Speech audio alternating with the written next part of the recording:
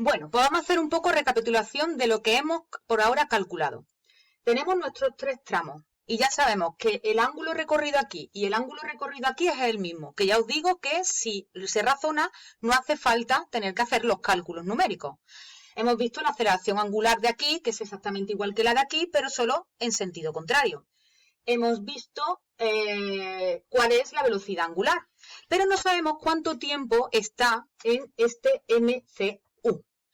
Se puede resolver de distintas maneras para saber tú el tiempo, pero una de las maneras que nosotros podemos tener es, como yo sé que va a recorrer 1500 metros en total, voy a ver cuánto ha recorrido en el tramo 1 y en el tramo 2. ¿De acuerdo? Con ese movimiento circular uniformemente acelerado. Daros cuenta que cuando tenemos nosotros una rueda que va recorriendo un espacio, en la rueda el espacio que recorre, digamos que sería el perímetro de esa rueda, ¿vale? Si ella gira todo esto y recorre un espacio S, quiere decir que de forma lineal ha recorrido ese mismo espacio S. Entonces, ¿qué es lo que hago? Calculo cuánto vale V1, el ángulo 1 más el ángulo 3, que son esos 166,5 por 2. Así que hago 166,5 por 2. Y eso me da que ha hecho 333 radianes, tanto en el 1 como en el 3. Como yo sé que espacio es el ángulo por el radio, y conozco ese radio, calculo que, voy a utilizar el negro, que así lo veis mejor, que luego si no me regañáis, me decís que no se ve bien. Vale, entonces el espacio 1 más el espacio 3 tendría que ser 333 radianes por 0,5 metros, que es el radio de la rueda. Así que eso lo multiplico por 0,5 y me sale que ha recorrido 166,5 metros en el 1 más el 3. Como en total el espacio total es 1500, eso quiere decir que en el 2 ha recorrido un espacio de 1500 metros menos esos 166,5 metros. Eso quiere decir que es 1500 menos 166,5 y nos sale 1334,5 metros, ¿vale? Entonces este espacio 2 es este. ¿Y ahora qué hago? Pues lo contrario, lo paso a ángulo. Entonces el ángulo 2 será el espacio 2 entre el radio, que lo conozco. Así que hago 1334,5 y lo divido entre 0,5. Es decir, que me sale un ángulo de 2669 radianes. Pues ya sé el ángulo total que ha recorrido esa rueda.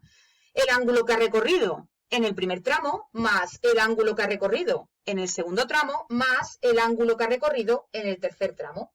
Eso quiere decir que son 166,5, perdón,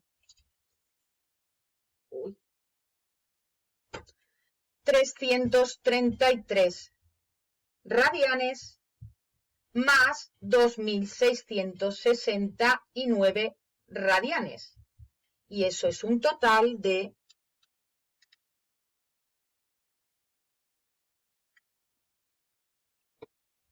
3002 radianes. Y como yo sé que una vuelta son 2 pi radianes, radianes y radianes se me van, divido este entre 2 por pi, y me sale que ha girado 477,8 vueltas ha dado la rueda. Y siempre contesto a lo que me preguntan. Fácil, ¿no? Bueno, pues realmente era más fácil de lo que parecía. Fijaros vosotros una cosa. Yo he estudiado 3 tipos de movimiento que me han salido un ángulo. Y Arantxa ha dicho, calculo los ángulos, los paso a espacio, resto 1500, luego lo paso a ángulo, luego sumo los ángulos, los paso a vueltas. Pero, realmente, independientemente del tipo de movimiento que ha llevado la rueda en los distintos tramos, realmente la rueda ha recorrido 1500 metros.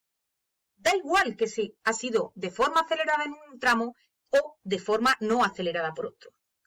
Por lo tanto, este ejercicio era mucho más fácil, este apartado. ¿Por qué?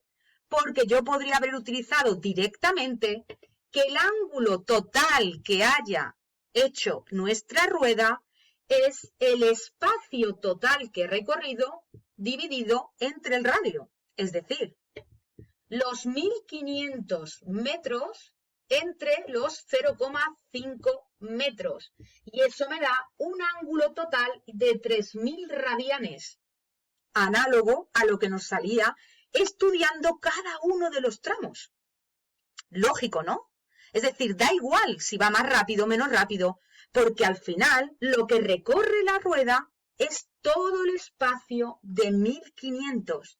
Así que simplemente así ya hubiésemos obtenido el ángulo que ha recorrido. Mucho más fácil, mucho más sencillo. De tal manera que muchas veces nos complicamos haciendo apartados sin ver que la cosa se simplifica.